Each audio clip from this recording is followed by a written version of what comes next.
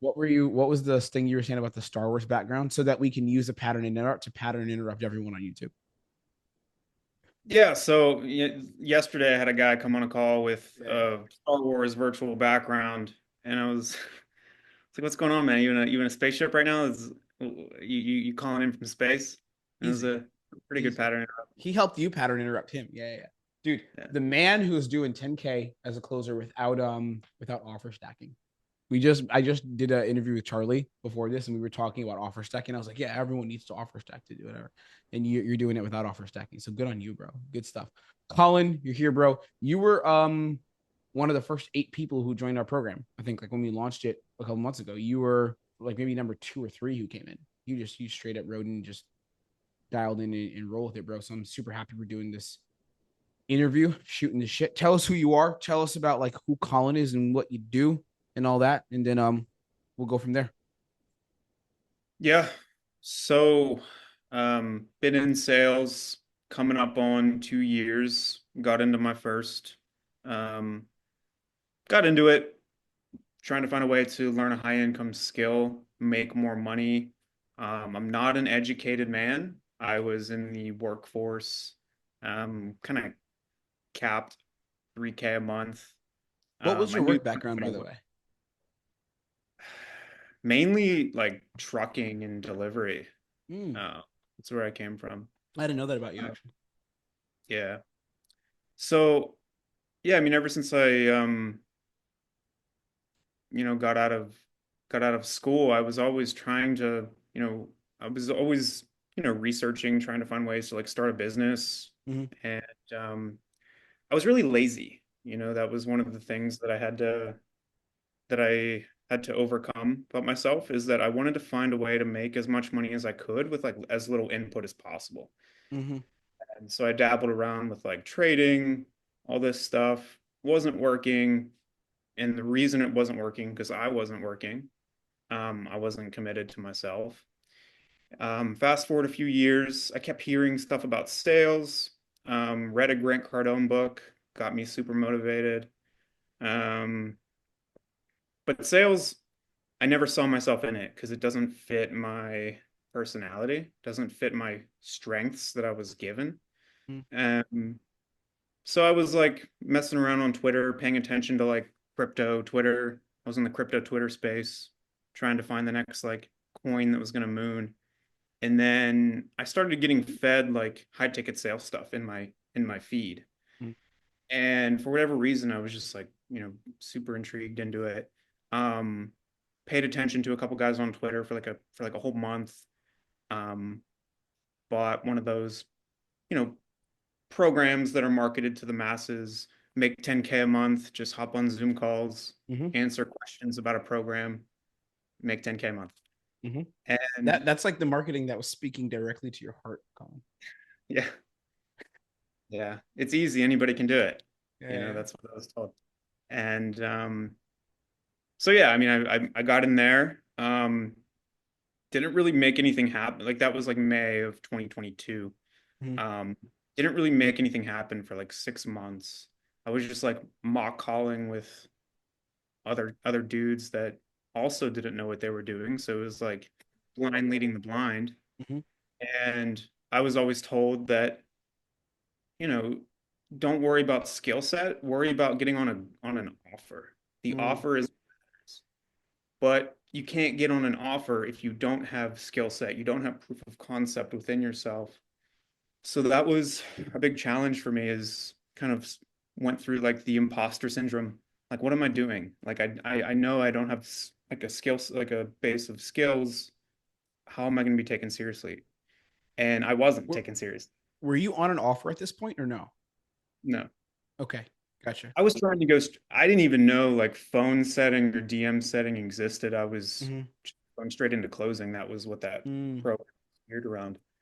Um, And then eventually I messed around, got on like a B2B info offer speaking to business owners, and it was just a mess. Just was given a script, read the script verbatim, and as you can imagine, the results from that. Um, it wasn't until I took a step back and realized I discovered like phone setting, and I was like, let me give that a go. Mhm. And When actually, was this in terms of timeline? Like around what year? 2023, I assume probably. yeah, so like I was, yeah, just making like 2K a month on this B2B offer for like 6 months, from like Okay. November 2022 to like, you Oh know, wow. May of 2023 is when I got on like my Yeah. first like real gig. Okay. Um, it was an A plus offer. Like it was great. They were doing like 4 million a month in the Mhm. B2C info space. Well-oiled machine sales team. Now, that's where I actually started, you know, working on my skill set, training. There was a training system in there as well. I had like 7, 8K months doing that as a setter. Um, if my skill set was higher, probably would have made a lot more.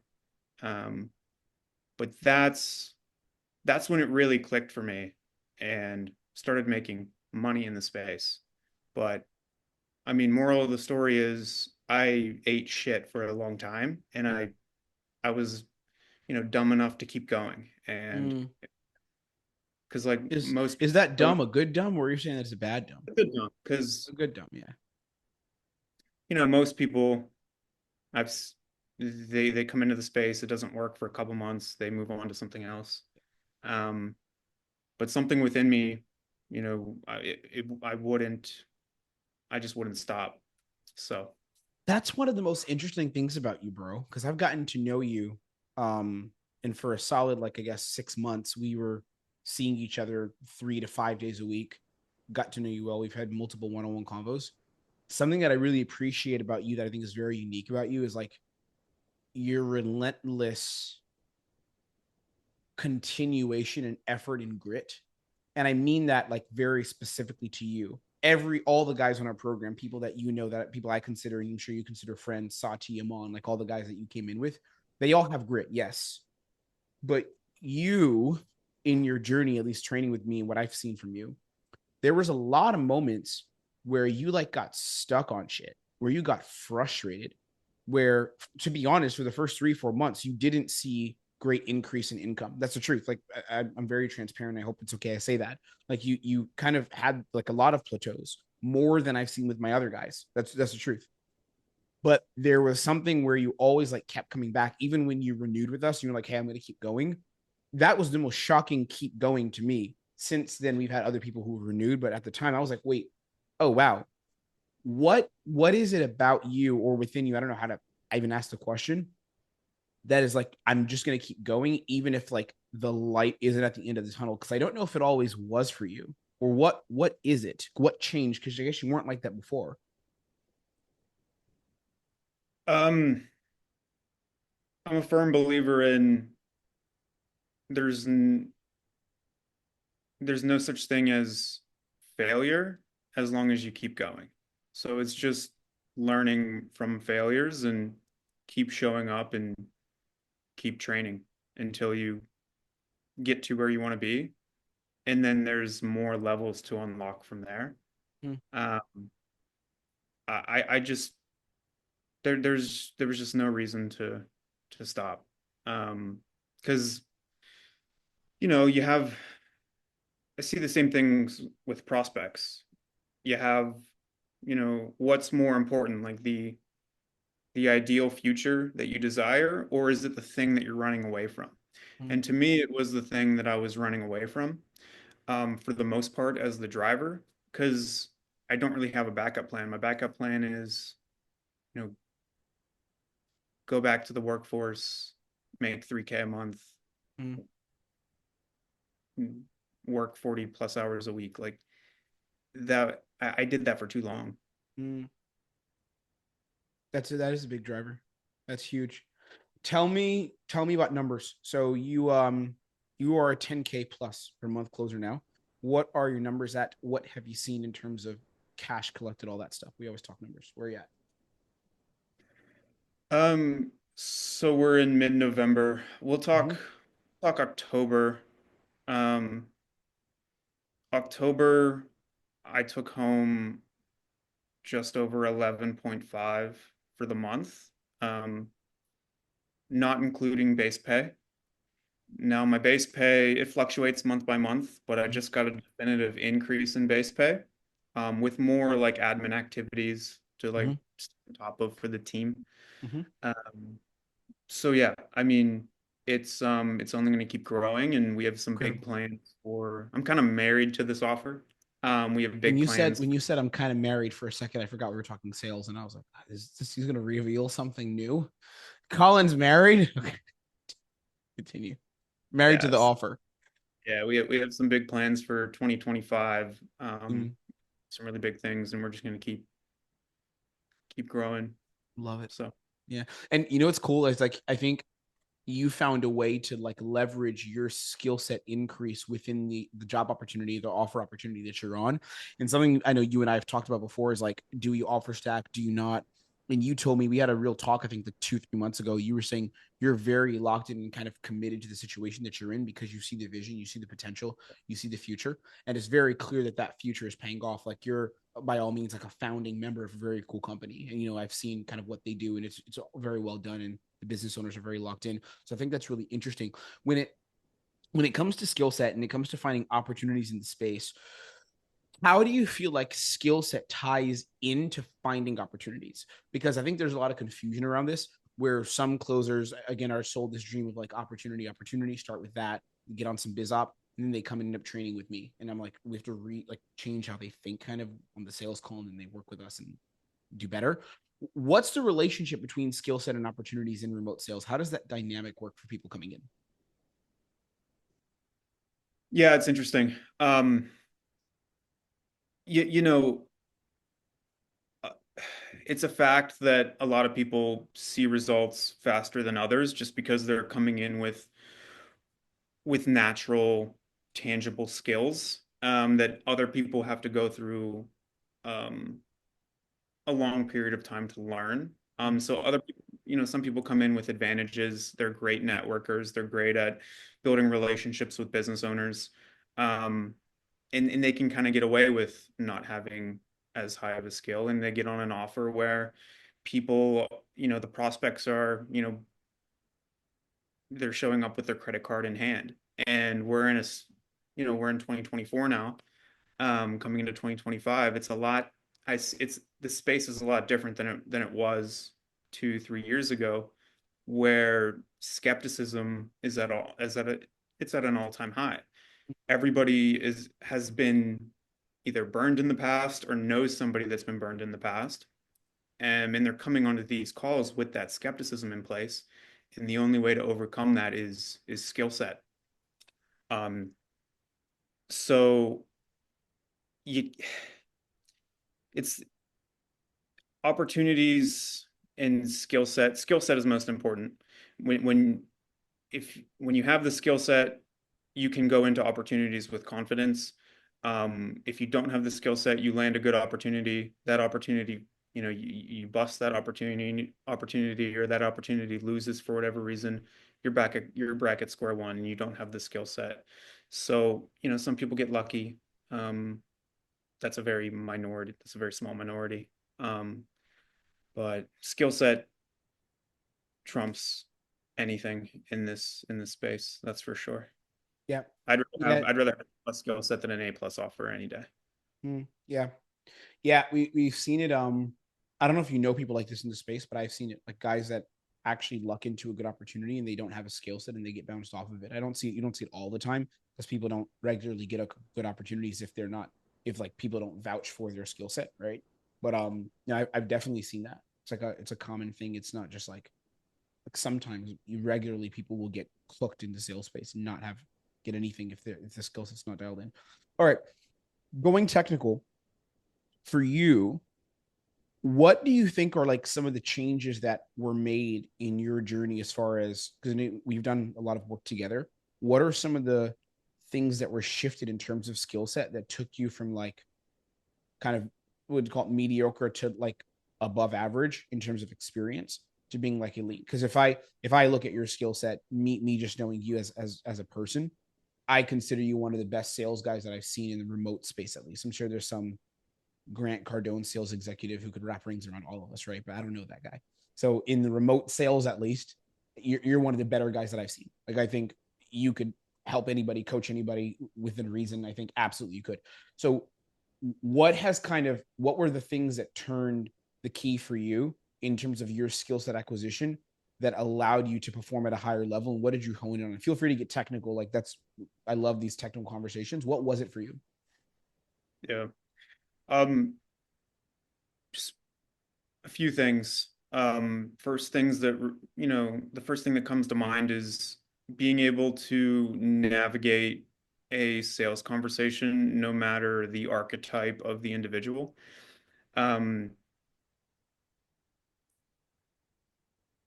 I used to struggle a lot with, those what we call in the industry sophisticated buyers, those high sophisticated buyers. And it's it's um it's really about the conversation flexibility and being able to navigate and understand that this individual, my only job is, it's not to sell them, it's to find out the need and find the gap, and just lead them down the path no matter what challenges they throw my way.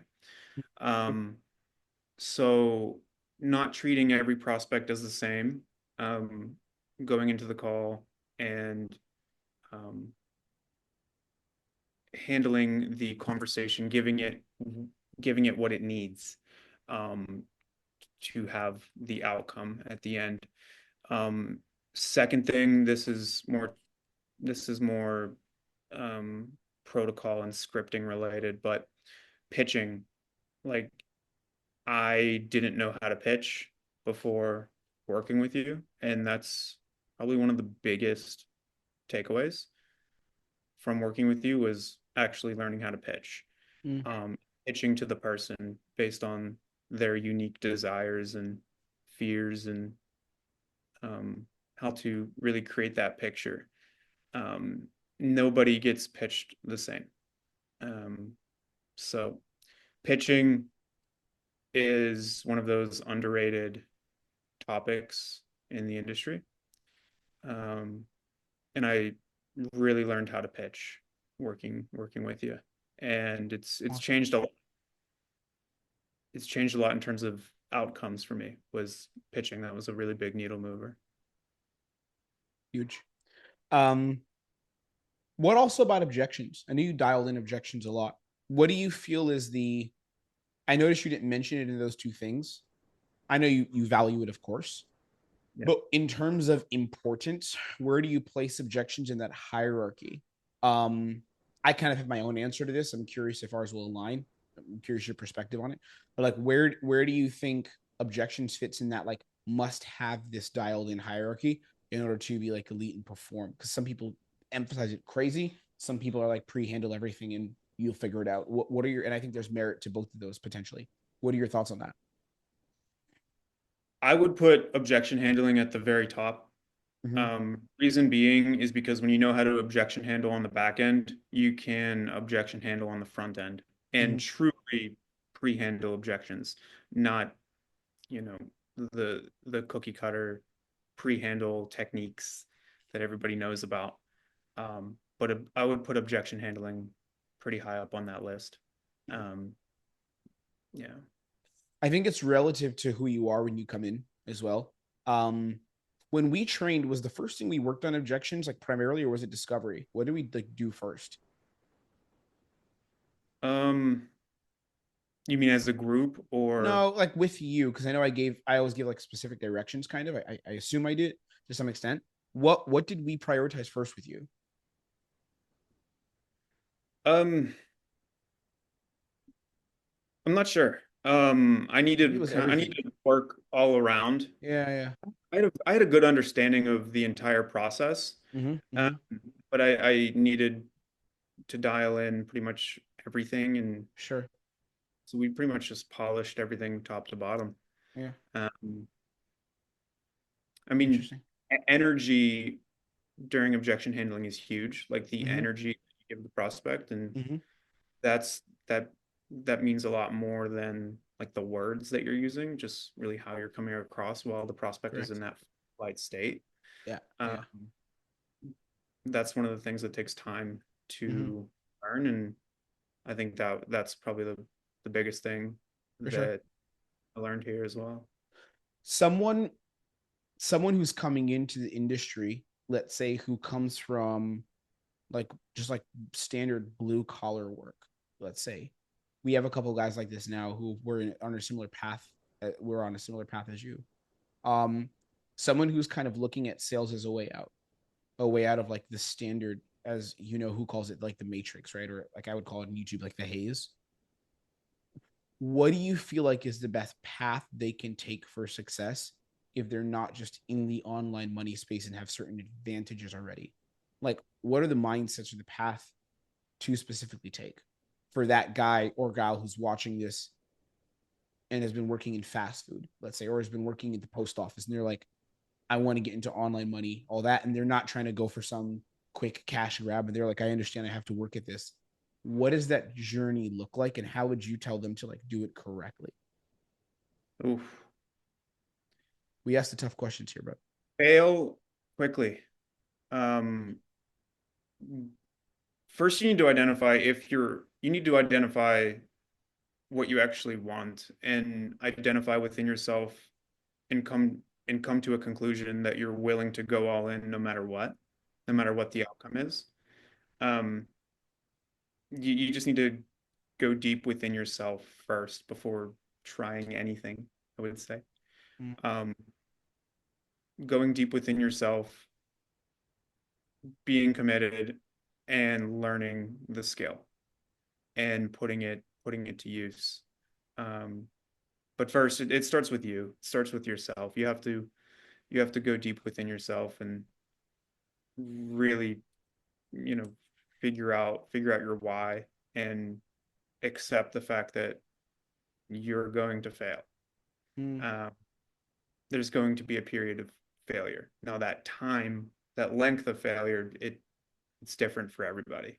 Um, but you just have to accept that. mhm. Huge. When you say go deep within yourself, um, and then you also bring up commitment, what does the commitment and depth mean to you? Like how does that play out? What does it look like in the journey? Commitment to show up for yourself, even when you don't feel like doing it. Commitment to fail, commitment to put in the work, Mm, um, commitment to burn the boats. You have mm, to burn the boats. mm. Um, To everyone watching this, that's something I think that was so cool about your journey. That I would see on many of our sessions. Like there were days where you'd come in and train, and you could tell that you like didn't want to train that day. Like it was just like doing the same thing over and over and over again was like battering you down. Like I'm assuming I'm correct. I never asked you, but like, did you have those days or moments? of course, Okay. yeah, Because some guys like I train like look excited all the time. Like they're just kind of like, I mean, not every call, but they're just like, that's chill. But I could tell sometimes you were like battling shit, like whether it's even personal shit or just sales shit or low moments. But I think one of the reasons you're in the position you are in now, which is a great position, like you are a above 6 figure closer, and I have no doubt you will continue to like make a bunch of money in the space and more, is because like through those moments I could visually see you like willing yourself to like be on call and to actually like volunteer and role play and stay like through the session. Like you'd be like handling something with the company, the business, and then you'd come back in and train, right? Like you there was an intensity, intense dedication there, which I think was huge, which is what you're saying. But I think you embody that really, really well. And it's very awesome to see. Um, in a way I didn't even have, like, because I had a relatively easy time of this, getting good at it very quickly and stuff. Because my background with dating coaching, it was not very difficult for me to get good at this. It's very interesting. Let me ask you this, bro. In terms of QL, because our program is called Protocols, I want to talk about that for a second. You've been in the industry, you've been in the space, you've seen programs from other people that I've also trained with, and I think programs that are objectively good. You've been in kind of the biz ops and you've been in the skill set programs. You chose to make your home protocols and your home QL at a time where it was new. It's still relatively new. You haven't even been running for a year, but you know, where it just came out and you dove in and you rolled with me more. What do you feel about our training relative to like the rest of the industry kind of made you want to continue, and that maybe set it apart where you're like, this is where I want to kind of keep learning and investing time in money and energy in? What about it landed for you? And again, feel free to be technical. I love that. It's like a technical conversation kind of. What is it about the way we train that kind of landed for you and may land for others in terms of in your viewpoint? The intensity and personalization and Mm, just the energy that I saw you giving everybody from day one. Um, in terms of the skill set programs, it's not something I've seen. mm, Um, but it's very personal and it's very technical. We go very deep on a lot of things that um, it's just put it simply, personalization and intensity, mm, um, in the volume that we're pushing during the week with the quantity of calls and also the time length of those calls. It's never like, oh, this group call is going to be it's going to be an hour, and mm, I'm giving everybody just 2 to 3 minutes. No, like we're going overtime. We've been on calls where it's been up to like 3 hours of like straight up intensity. And that's just because you're willing and able to give us that time. Um, so yeah, just straight up intensity and personalization, the attention that you give everybody, and giving them what it is that they need, um, is was everything. And I saw that from the very beginning. for sure. And the hard part for me is like maintaining the standard as we grow. That's a fun challenge.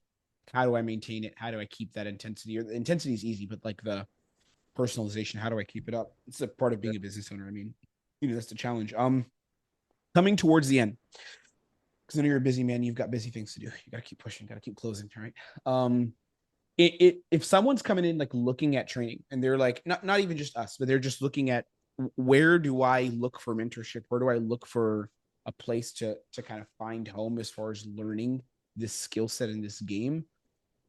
What are some, I'd say, green flags and or red flags to look out for when looking for a coach? Like, how do you audit it? And I'm not asking you to say like join QL Pro. If you want to say that, sure, but I'm not asking for that.